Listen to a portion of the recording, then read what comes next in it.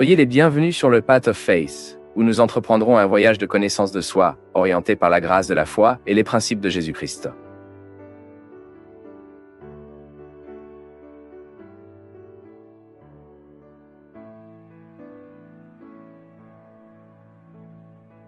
Père, ma mère est décédée. En plus de la tristesse du deuil, je me sens très en détresse, car même si je l'aime, nous n'avions pas de bonne relation.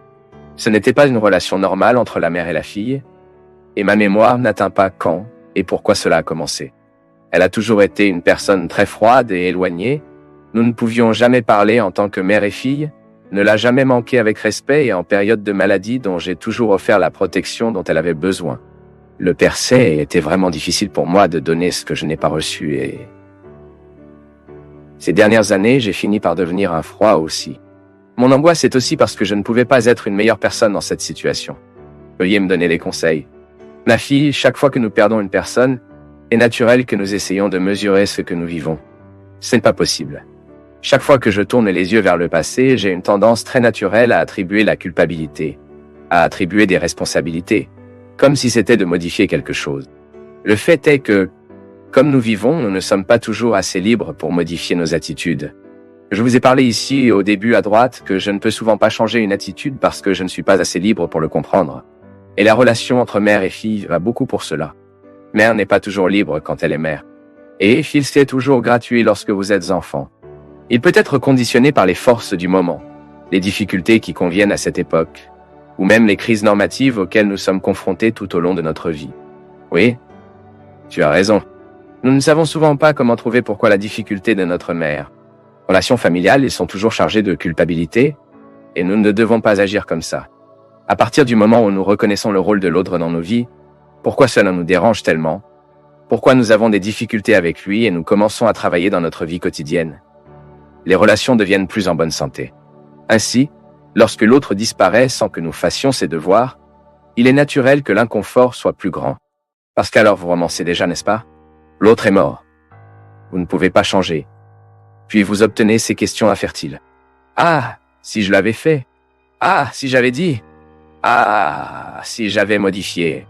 N'a pas fait, n'a pas parlé, n'a pas changé. Donc ça ne change rien. Nous devons agir pendant que nous pouvons agir. Nous devons résoudre pendant que les gens sont en vie. Alors que nous pouvons regarder dans les yeux et dire avec beaucoup d'amour, mère, tu es ma mère. Mais nous avons plus de difficultés que les installations. Nous n'aurons donc pas besoin d'intimité qui n'est pas possible. Nous traiterons avec respect, nous nous aiderons, nous en avons besoin, mais nous ne nous envahirons pas la vie de chacun car nous constatons déjà que cette intimité ne fonctionne pas pour nous. Et je ne me sentirai pas coupable. Je ne veux pas que vous vous sentiez coupable. Mon peuple, lorsque nous prenons le courage de mettre les gouttes dans la haie, les relations sont plus saines. Nous nous libérons de la culpabilité.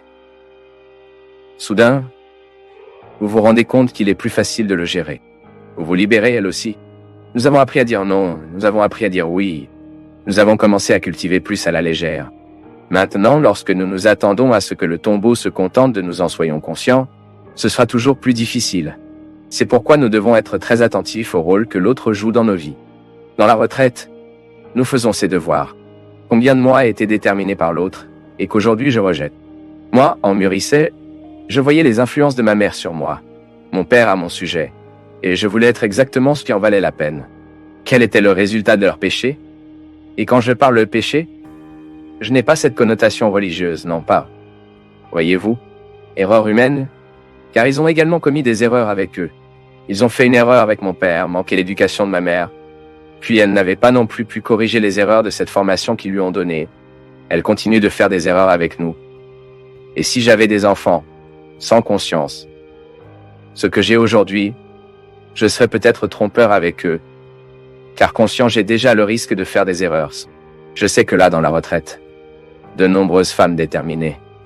Mon Dieu du ciel. Alors que je reproduis dans la vie de mes filles, ce que j'ai répudié tant de ma mère en moi.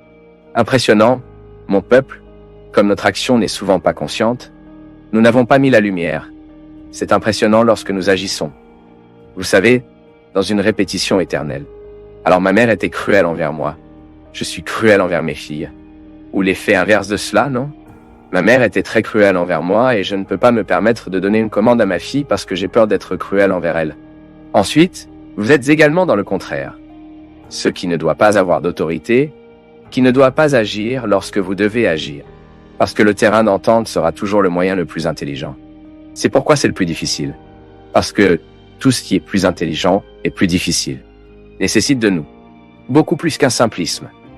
Donc je ne reproduis pas avec mes enfants les erreurs qui se reproduisent avec moi. Je dois être très consciente. J'ai besoin de moi-même. J'ai besoin de savoir qui je suis. Je ne peux pas être étrange pour moi. De sorte que le sépulcre ne scelle pas notre ignorance. J'ai prêché une retraite la semaine dernière et j'ai parlé de notre expérience de Dieu, de notre expérience même. Et à un moment de retraite, lorsque j'ai invité les gens qui étaient là avec moi en pensant au rôle que leurs parents ont joué dans leur foi. Parce que quand je dis que Dieu est Père, il est naturel pour moi de convoquer l'image que j'ai de Père. Le mot Père me rapportera au Père que j'avais sur terre. Dieu est Père. Bien sûr, je pense à mon expérience avec mon Père. Tant de fois, j'ai du mal à expérimenter avec Dieu aimant. Parce que ma relation avec mon Père n'était pas bonne. J'ai besoin de m'en libérer. J'ai besoin de penser que le conditionnement de ma mauvaise relation avec mon Père humain ne peut pas être transféré. Cette mauvaise relation ne peut pas être transférée à ma relation avec Dieu. J'ai besoin d'être libre de penser qu'ils sont deux réalités complémentaires, mais différentes. Ils peuvent même se compléter mutuellement, mais ce sont des questions différentes. Seulement le temps, alors que je me libère. Parce que je vois que beaucoup de gens ne croient pas en Dieu parce qu'ils avaient du mal à croire en leur parence. Les expériences humaines évadées génèrent des êtres humains, souvent avec beaucoup de difficultés à vivre l'expérience de la transcendance. Quand cela commence-t-il? Nous ne savons pas. Vous avez dit vous-même. Le fait est qu'à un moment donné, vous avez réalisé qu'il y avait une indisposition entre vous et votre mère. C'est tellement courant. Les gars, c'est plus courant que nous l'imaginons. Nous, à un moment donné de la vie, devons guérir cette relation avec les parents. Nous devons mettre les papiers à leur endroit approprié. Parce que sinon, les gens meurent sans atteindre le meilleur de notre relation. Parce que vous pourriez bien arriver à la conclusion que votre mère n'est pas la personne que vous avez le plus affinité, bien que ce soit votre mère. Ce n'est pas un péché, à un moment donné de votre vie, d'établir toujours une relation respectueuse, mais sans complicité. Car ce n'était pas possible. Et plus vous insistez sur la complicité avec votre mère, l'intimité avec votre mère, plus cette relation est devenue désastreuse. Soudain, je ne parle pas d'abandonner la mère, je ne suis pas, non. Je parle de fixer des limites pour cette relation. Vous ne portez pas le blâme de la nécessité d'être égal à toutes les autres filles. Ce n'est pas comment cela fonctionne. Dans la relation avec ma mère, j'ai des caractéristiques spécifiques à ma relation avec elle, qui sont différentes de mes autres frères. L'intimité n'est pas une règle. L'intimité est une affinité qui se produit sans nous expliquer. Pourquoi puis-je avoir une affinité avec Julio et n'a pas soudainement d'avoir quelqu'un d'autre? Nous ne pouvons pas expliquer l'affinité, mais quand nous avons cela, cette difficulté, dans un rôle aussi déterminant dans nos vies, en tant que père et mère, il est naturel que nous nous sentons coupables. Mais ça ne devrait pas être ainsi. Nous devons faire face à cela plus naturellement. Les problèmes humains ne devraient pas nous effrayer autant qu'ils nous font peur.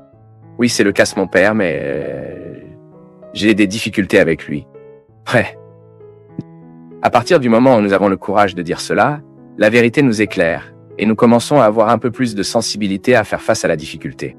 Le gros problème est que lorsque nous sommes dans un contexte de caractère sacré si établi, que nous ne nous permettons pas de dire que nous n'avons aucune intimité avec le Père, ou même avec notre frère.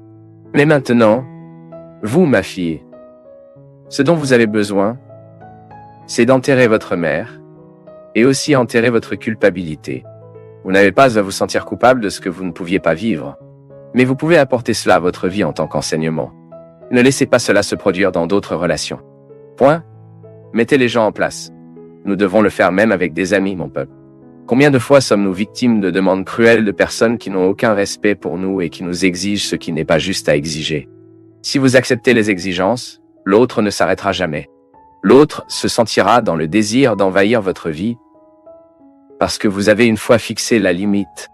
Dans toutes les relations que nous devons ponctuer, nous devons mettre le rôle de l'autre dans nos vies.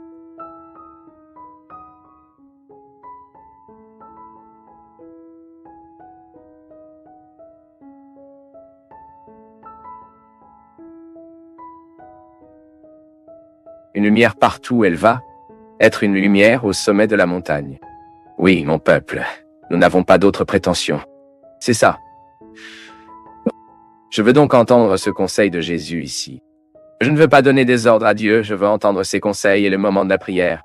Le moment de la contemplation est un moment privilégié d'entendre la voix du Seigneur dans nos vies. Bien sûr, dans notre prière, nous avons le droit de dire à Dieu ce que nous voulons, ce dont nous avons besoin. Mais le silence sera beaucoup plus efficace, vous savez pourquoi? Parce que notre parole n'atteint pas toujours ce dont nous avons vraiment besoin pour demander à Dieu. Parce que c'est peut-être que ce que je veux que Dieu fasse pour ma vie n'est pas ce dont j'ai vraiment besoin. Parfois, mon besoin est très superficiel, et j'insiste pour demander à Dieu ce que je veux. Et cela ne s'est peut-être pas encore produit, et je me fâche avec Dieu, mais il est donc tellement plus intéressant d'être devant Dieu, lui donnant la liberté de nous déplacer, de nous donner ce dont nous avons vraiment besoin, même si nous ne savons pas ce que c'est. Oui, nous devons faire attention à cela. Nous devons faire très attention que notre prière n'est pas une manifestation spectaculaire de nos vanités. Notre prière doit être un mouvement de notre âme qui nous emmène vers Dieu et nous renvoie ensuite vers nos frères. C'est ce que je te souhaite. Beaucoup de courage pour que, avec cette lanterne de merci, vous avez le courage de descendre dans le plus profond de votre être et de vous éclairer, de mettre la lumière sur tout ce qui est obscur dans votre vie. J'ai trouvé ici une personne qui m'a envoyé un très gros témoignage. Je vais lire un peu de lui. Bonne nuit, Père Fabio. Premièrement, je voudrais vous féliciter pour la vocation. Les paroles de Confolta que le Seigneur apporte les programmes. J'ai une trajectoire de vie très souffrante et massacrée, à ma façon de voir, et aussi de regretter, car ils sont présents depuis près de 2 ans dans ma vie. Avec un grand chagrin, je dis que j'ai fait les plus grandes erreurs qu'une femme puisse faire. J'ai vécu une vie de promiscuité, j'avais une famille très absente dans ma vie, des parents séparés, le manque de père, mais je sais que rien ne justifie les erreurs que j'ai commises. Mais c'est de toute cette promiscuité que le grand effondrement s'est produit. Je regrette vraiment mon cœur, voyant chaque erreur et changeant ma vie. En cette période de regret, j'ai beaucoup souffert, je suis allé au fond du puits, je n'ai pas mangé, ça n'a pas dormi. J'ai passé 24 heures sans sommeil. Prêtre. Et pendant cette période, j'ai dormi 1 ou 2 heures par nuit. J'ai travaillé dans tout. En tant que personne, dans ma vie professionnelle. Et c'est à cette époque qu'une personne je suis allé à cette fois, tout ce temps, une personne très malheureuse. J'ai demandé à Dieu le pardon pour toutes mes erreurs et mes péchés, et je pense qu'avant ce que je suis aujourd'hui, le Seigneur m'a pardonné. Mais je ne peux pas me pardonner.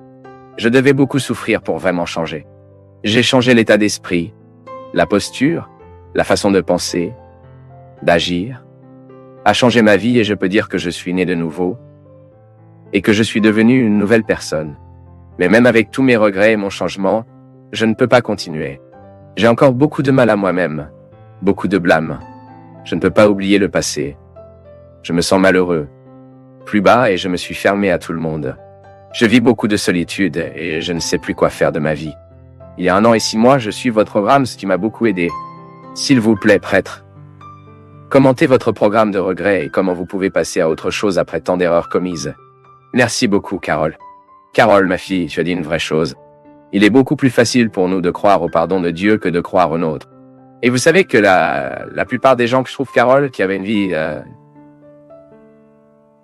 très mauvaise, et vous ne vous sentez pas inférieur pour cela, vous voyez? Nous sommes tous très pécheurs. C'est juste que ici, vous êtes honnête avec vos péchés et que vous avez le courage de leur dire. Nous péchons tous beaucoup. Nous faisons tous beaucoup d'erreurs. Carole.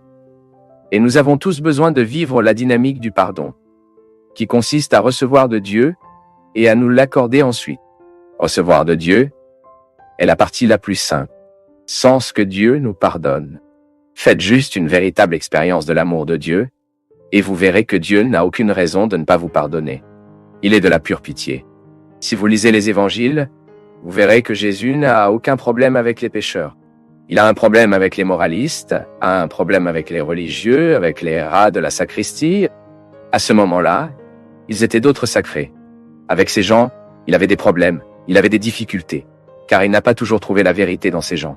Maintenant, avec les pécheurs, non. Si vous voyez dans l'évangile, ma fille, dans de nombreux instants, Jésus était avec des gens que nous n'allons pas être.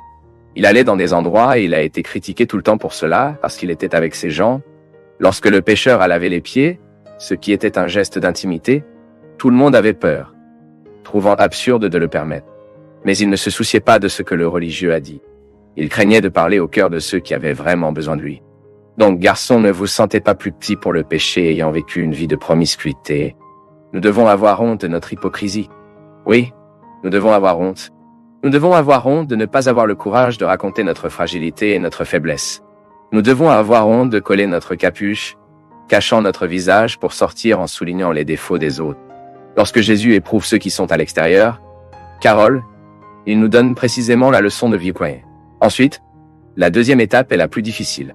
Par exemple, le pécheur qui a été pardonné en public, Dieu lui a offert pardon par son Fils Jésus. Mais seulement elle sait ce qu'elle devait affronter.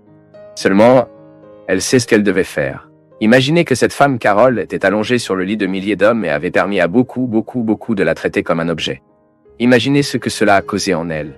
Recevoir le pardon de Dieu n'était pas suffisant. Il était nécessaire de transformer le pardon de Dieu en pardon envers lui-même. Lorsque nous ne transformons pas le pardon de Dieu en pardon en nous-mêmes, nous ne récupérons pas. Et c'est pourquoi nous sommes responsables d'annoncer l'Évangile. Pour nous rappeler qu'après le pardon de Dieu, nous donnerons le nôtre. Avez-vous besoin de regarder dans le miroir? Avez-vous besoin de vous regarder et de vous reconnaître comme une valeur de valeur? Votre péché ne peut pas avoir le pouvoir d'effacer l'amour que Dieu a pour vous. Vous savez, Carole, votre défi est 90% des personnes qui nous regardent maintenant. Se sentir accompagné.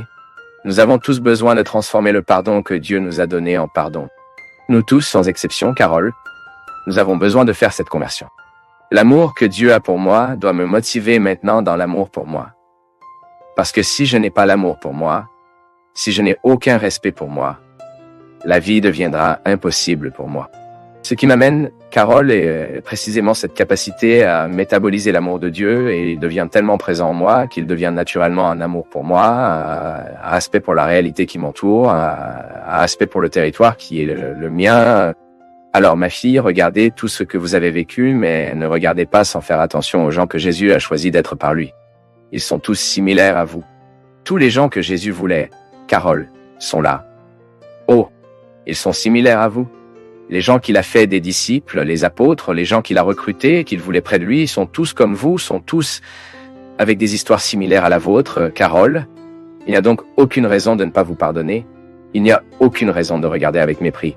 Croyez simplement en l'Évangile. Faites simplement attention ici dans les exemples qui sont définis. Et vous aurez tous les arguments à oser vous-même.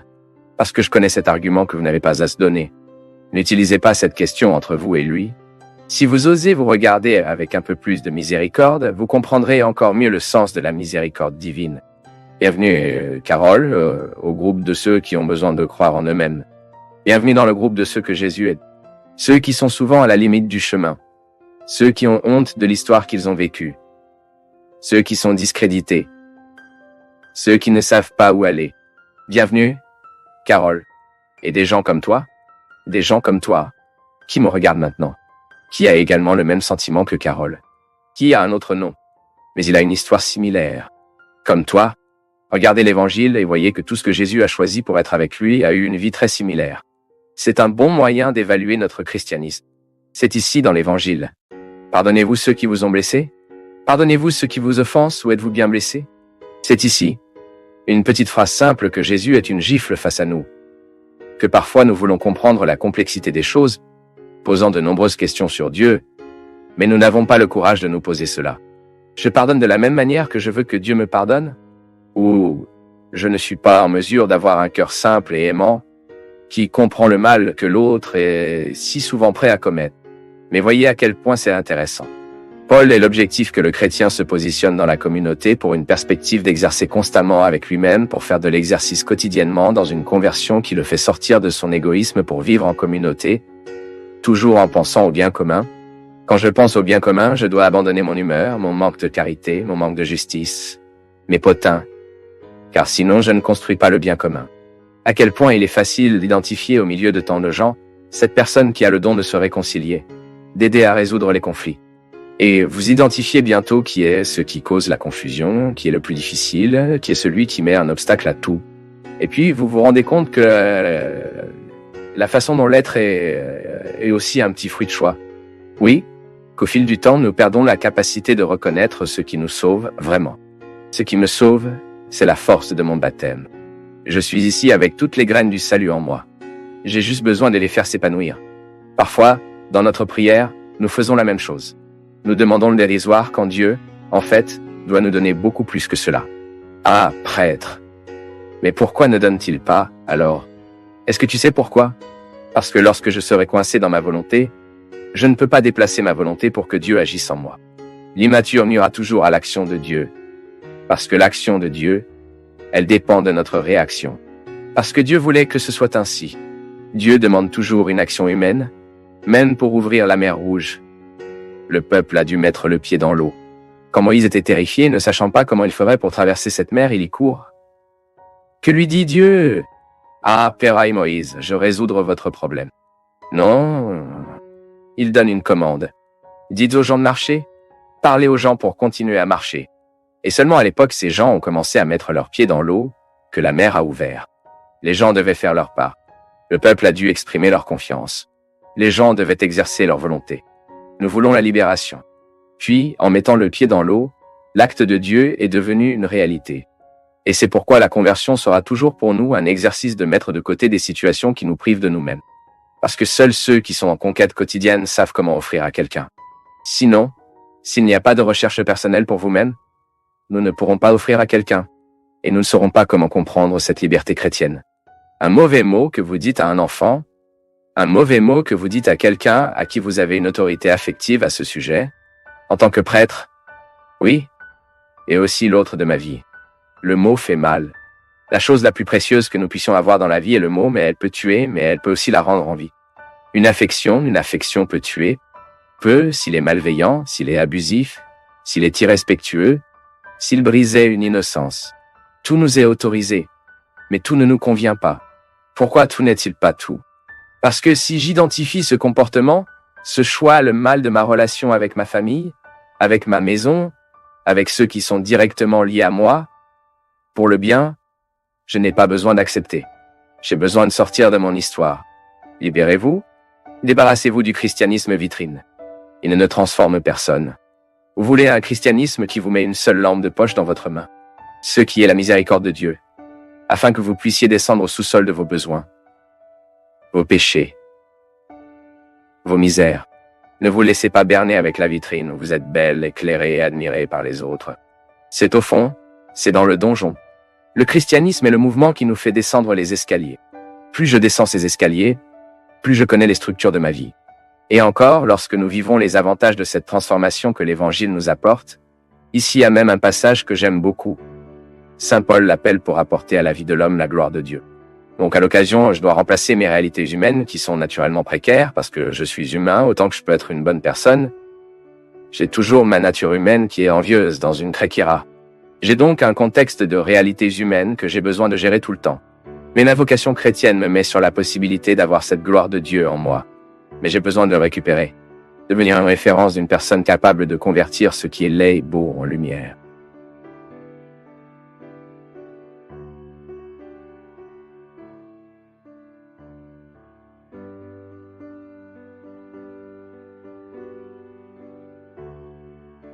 Nous ne pouvons avancer que lorsque nous nettoyons le chemin du retour.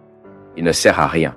Notre vie affective, si nous ne faisons pas d'exercice dans l'expérience de la réconciliation quotidienne, nous n'allons pas loin. J'ai déjà dit cela ici, Adélia Prado a un beau poème qu'elle parle. L'expérience religieuse consiste, ce n'est pas un poème, c'est un texte qu'elle a écrit, une déclaration qu'elle a faite, je ne sais pas. L'expérience religieuse se compose depuis la lecture d'un texte sacré, l'observation des fourmis qui travaillent des fourmis, et aussi un regard affectueux sur nous-mêmes. C'est la religion. C'est que vous jetez un regard amoureux. Quel est le look aimant? C'est l'apparence de la réconciliation. Savez-vous pourquoi parfois nous ne nous pardonnons pas? C'est parce que nous ne nous engageons pas dans la deuxième partie du pardon que nous devons donner. Comment vais-je me pardonner si je continue de mal agir? N'oubliez pas que l'exercice du pardon est un contrat. Tout comme je donnais l'exemple au début du programme. Vous devez faire un effort pour changer. Si je me pardonne, je ne fais aucun effort pour mon changement. Je continuerai à patiner et je n'obtiendrai nulle part. Et parfois nous trouvons les gens spéciaux perdant la vie, perdant du temps parce qu'ils couvrent par le passé, c'est comme du bétail, non? Je l'ai trouvé impressionnant quand j'ai découvert que le bétail mangeait. Il le mange toute la journée. Parce que cela appelle runity, non? Je ne savais pas cela. Je l'ai appris quand j'étais adulte. Que je n'arrêtais pas de voir cette vache là-bas. Il semblait que ça suçait de la gomme, non? Et j'ai demandé à ma sœur, qui donne de la gomme à la vache à mâcher comme ça, non? Sida vivait dans les champs à ce moment-là, J'ai passé mes vacances à Albertos, un petit champ près de la fourmi. Et puis elle a dit, non, masque pas. La rumination et la nourriture, c'est pour extraire de la nourriture autant qu'elle peut vous en donner. Pour l'amour de Dieu, il ne sera pas ruminer le poisson que vous avez mangé, non. Jouez à l'intérieur. Sortez. Jetez à l'intérieur. Seul le bétail peut le faire. Nous ruminons d'une autre manière. Mais la nourriture qu'il a mangée, il revient et maintient ce processus. Il extrait le maximum de ce que l'herbe peut lui donner. C'est ruminant. Lorsque nous ruminions positivement nos erreurs, nous en extraons autant qu'ils peuvent nous enseigner. Et non, je reste désolé pour l'expression, mangeant mes propres vomissements. C'est malheureux. Lorsque vous continuez à vous nourrir tout le temps de ce qui n'a pas fonctionné, et que vous vous souvenez tout le temps, « Oh mon Dieu, mais je ne l'ai pas fait. Là-bas, mais je ne savais pas. » Pour l'amour de Dieu, il tourne la page. Et continuons. Nous devons le croire tout le temps, mon peuple, sinon notre vie n'est pas pratique. Elle est impossible. Il ne sert à rien d'attendre la perfection. Ça ne viendra pas à nous. Nous ne serons pas parfaits. Le maximum que nous obtiendrons est d'être saints. Et pour être saints, vous réconciliez vos imperfections avec vous-même, et que vous commencez à les travailler pour qu'ils se transforment en vertu. Le bon saint est celui qui a fait de ses péchés une grande vertu. C'est ce que l'Église nous enseigne. C'est ce que l'Église nous suggère. Le christianisme n'est que saint car il nous inspire à bien gérer nos misères. Je ne suis pas esclave de mes misères. Ce n'est pas moi qui appartiens à mes misères. Mes misères m'appartiennent. C'est comme l'exemple que j'ai donné à un ami qui est tellement jaloux de sa voiture. La femme ne peut pas ouvrir la poignée de porte, mais son ongle raye la poignée de porte. Nous ne pouvons pas mettre notre pied un peu suspect, car il peut sembler qu'il est sale et que sa voiture salit à l'intérieur. Puis un jour, j'ai demandé, attendez, est-ce que vous possédez cette voiture ou cette voiture qui vous possède? Qui gouverne? Qui dans cette histoire? Il en va de même pour nos imperfections. Lorsque nous commençons à donner nos imperfections, le pouvoir de nous commander. Lorsque nous commençons à autoriser nos défauts à être la centralité de nos vies. Nous ne pouvons pas centraliser nos effets et en faire le moteur, l'équipement, la pièce de vitesse. Quelle est la partie de l'équipement? C'est celui qui fait fonctionner le moteur. La machine s'étend à partir du fonctionnement de l'équipement. Si je mets mes défauts dans l'équipement principal, je tournerai autour de mes défauts. Et je ne pourrai guère voir en eux un processus de changement. Maintenant, si je mets mon attention dans mes possibilités, je vais mettre tout mon engagement, ma volonté dans mes possibilités. Pourquoi le envie n'arrive-t-il pas? Parce que la vie en vous en regardant l'arrière-cour de l'autre. Il n'est pas en mesure de gérer sa propre vie, mais il laisse l'autre, avec son succès, gérer sa vie. L'envie, en fait, qu'est-ce qu'il est? C'est une personne extrêmement malheureuse. Il ne peut pas vivre sa propre vie parce qu'il veut la vie de l'autre. Il ne peut pas construire sa propre richesse parce qu'il veut la richesse de l'autre. Il ne peut pas développer ses propres talents parce qu'il veut le talent de l'autre. Pour l'amour de Dieu, chaque personne qui réussit est toujours enviée. Ce n'est pas votre privilège, non. Tous ceux qui atteignent une forme de succès dans la vie seront enviés. Maintenant, elle sera détruite alors qu'elle s'arrête pour écouter The Envious. Ce n'est pas vrai? Si nous donnons un répit à l'envie de nous, il nous détruit. Maintenant, si moi, mon ami, et cette vieille histoire, tandis que les chiens aboient, ma voiture passe. Votre voiture doit passer à ce moment. N'arrête pas d'écouter ça, cela n'en vaut pas la peine. Ne mettez pas votre attention sur les mots de ceux qui n'ont aucune considération pour vous. C'est très bien, les gars. Nous obtenons des mots qui nous sont engagés. J'ai des gens qui m'écrivent parfois régulièrement et parfois j'ai commencé à noter qu'il y en a certains qui n'écrivent que pour parler des défauts qu'au cours des 5 derniers, un défaut que je ne veux pas que cela à ma vie, je n'accepterai que la correction fraternelle de ceux qui savent comment dire ce qu'il dit avec amour et ne fait pas votre conduite excessive des corrections. Je n'ai pas besoin de cela. J'ai déjà assez de maturité pour connaître les façons dont je veux me marcher. Maintenant, les amis proches me corrigeront bien. Je ne veux pas donner à quelqu'un qui ait juste connu l'autorité de me corriger tous les jours. Eh bien, ça s'est-il arrêté pour demander quelle option j'ai fait? Pourquoi l'ai-je fait de cette façon? Pourquoi je parlais comme ça? Non. Parfois, la personne vient déjà avec la correction prête parce qu'il pense qu'il a déjà toute la connaissance de sa vérité. Non, merci beaucoup. Et parfois, notre erreur, notre malheur est né de cela. Combien de personnes que vous trouvez malheureuses, mais même malheureuses, je trouve ces gens. Ils sont profondément malheureux parce qu'ils ont commencé à mettre leur oreille sur un mur où ils n'entendent que l'envie. Il n'y a pas une telle histoire que nous mettons le verre pour nous écouter les uns les autres parler de mal de nous? Regardez quel imbécile. Voyez si je veux vraiment entendre l'autre chose à mon sujet maintenant. Je ne suis pas. Je veux entendre des corrections fraternelles, oui. Maintenant, l'autre chose de mal parler de moi. Je me souviens une fois... Waouh! Ensuite, je parlais comme ça, alors nous disions bien parfois des gens qui créent une communauté pour parler de mal de l'autre. Alors, et avez-vous un train comme ça? Moi qui est libre de créer un espace pour que je parle mal de moi. Il s'agit de ce qui parle et c'est vrai. Parfois, nous mettons le verre sur le mur pour entendre ce que l'ennemi parle de nous. Prudent. Parce que parfois, nous faisons le mauvais choix là-bas. Pourquoi vouloir savoir ce que vous ne construirez pas? Vous souvenez-vous des 3 filtres de Aristotle? Qu'est-ce que tu me diras? Est-ce bon? Est vrai? Est-ce utile? Donc, si ce n'est pas bon, si ce n'est pas vrai, si ce n'est pas utile, la même chose. Parfois, nous passons une partie de notre journée à enquêter sur ce que l'autre a dit ou à cesser de parler de moi. Cela change cela. Si vous avez cette habitude, cela commence à faire attention à ce que vous pouvez. Ce que l'autre dit mal à propos de vous, si ce n'est pas pour vous construire, oubliez, ne faites pas attention. Ne prenez même pas 2 minutes de votre temps pour faire attention sur ça. Pas 1 minute. Je le répète, la correction qui en vaut la peine est celle qui est dans le processus d'engagement. L'autre me connaît, l'autre sait qui je suis et il a un mot pour me construire. Même s'il est corrigé, même si c'est pour moi qui attire l'attention d'un détail que je dois changer et que je ne réalisais pas. Mon peuple, nous pouvons faire cette comparaison très magnifiquement. Qui parle de l'autre côté de nous et tout le temps veut nous mettre la tristesse et le désespoir est le diable. Et le diable utilise les gens pour le faire avec nous. Combien de personnes abandonnent dans la vie précisément parce qu'il a entendu le diable? Mais ce n'est pas le diable excité. C'est le diable qui marche parmi nous. Nous devons donc neutraliser le pouvoir du diable. Nous ne pouvons pas. Si dans votre travail, vous avez une personne qui parle mal de vous, commencez à les neutraliser. Savez-vous comment? Ne pas faire attention à ce qu'elle dit et vous lui donner un meilleur traitement que vous le pouvez. La pire façon de prendre soin des ennemis est également d'être son ennemi. La pire façon pour vous de cultiver n'a pas de solution. Si vous souhaitez neutraliser la puissance de votre ennemi, traitez bien. C'est la meilleure façon. Si vous gardez la distance dont vous avez besoin parce que vous êtes votre ennemi, c'est bien. Vous avez le droit de dire « cela ne fera pas partie de ma convivialité ». Mais traitez bien chaque fois que vous en avez l'occasion. C'est une façon dont vous devez faire gagner Dieu. Dieu gagne en ce moment.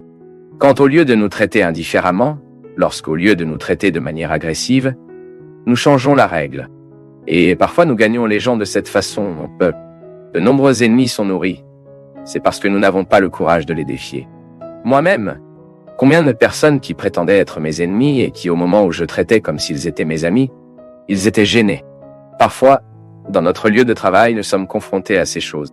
La personne nous traite mal, inventant des choses à nous et bavarde. Et le fait, vous livrez votre meilleure partie. Cela peut être différent. Pourquoi lui donner ce que vous êtes le pire? Être de niveau? Être aussi mauvaise qu'elle? Non, il n'y en a pas besoin. Dieu doit nous inspirer le processus d'amélioration. Et c'est le salut. Cela prend soin. C'est ce que Dieu m'invite, c'est ce que Dieu vous invite, et que nous ne sommes pas sortis. Alors que je donnais l'exemple de la dengue, combien de fois nous avons créé des orientations de mauvaises choses, en raison de notre négligence, de notre paresse de nous y rendre pour résoudre la situation, de jeter l'eau pourrie, de jeter le mot pourri. Je ne fais pas de je joue ce que tu as vomi en moi. Je joue ce que tu as vomi en moi. Je ne le veux pas. Je ne garderai pas ce mot d'agression, je ne garderai pas votre agressivité, car c'est à vous, c'est le résultat de votre déséquilibre. Je ne veux pas le garder en moi. C'est raison de mon. C'est votre droit. Regardez dans les yeux des gens qui vous agressent et disent cela. Gardez votre agressivité envers vous, si c'est votre pire partie. Résolvez-vous avec elle. Si c'était bon, vous le garderiez. Si vous jouez à l'extérieur, c'est parce que vous n'êtes pas satisfait d'elle. Et je ne suis pas le lieu de votre misère. Je n'ai aucune obligation d'être le dépôt de votre misère. Beaucoup de saluts de Dieu cessent de se produire dans nos vies, c'est parce que nous n'avons pas le courage de prendre cette initiative et de dire tout ce que je dis. Parfois aujourd'hui, vous serez inspiré de dire cela à beaucoup de gens, avec amour, avec la fraternité, afin que cela arrête la puissance de tout ce qui est diabolique à mon sujet, à propos de vous.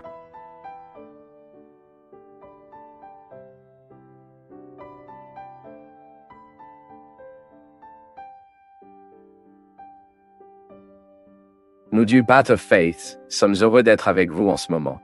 Partagez vos perceptions sur le sujet d'aujourd'hui dans les commentaires, montrez votre soutien en aimant la vidéo et partagez-la avec vos amis.